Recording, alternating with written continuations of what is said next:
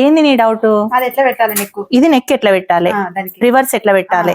ఇదిగో ఇట్లా పెట్టి ఇలా నెక్ అయినా వేసుకోవచ్చు. ఇలా ఇలా ఇది స్ట్రైట్ పెట్టుకొని ఇలా నెక్ వేసుకొని ఇలా ఫోల్డ్ కూడా చేసుకొని పీస్ వేసుకొని చేసుకోవచ్చు. లేదా పైపింగ్ అయినా వేసుకోవచ్చు ఇట్లా జాయిన్ చేసుకొని. ఇంకా ఈజీ పద్ధతి ఏంటంటే ఇదిగో ఈ విధంగా రివర్స్ వేసుకొని, ఇది ఆల్రెడీ రివర్స్ చేసుకున్నావు ఇది, అవునా? అయితే ఇది రివర్స్ వేసుకున్నావు కదా, ఇది కూడా రివర్సే వేసుకోవాలి.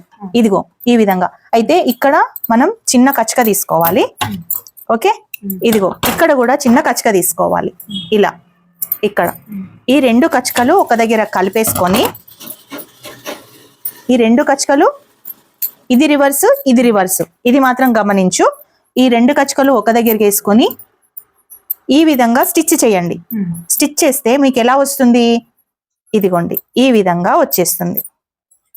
ఓకే, అంటే మీకు ఇలా వచ్చేస్తుంది. అప్పుడు ఇది నెక్ నీట్ గా వచ్చేస్తుంది, మనకు ఎక్కువ కష్టం ఉండదు, మనం రివర్స్ చేసుకోవడం ఈజీగా ఉంటుంది. సో అలా చెయ్యి. ఓకేనా?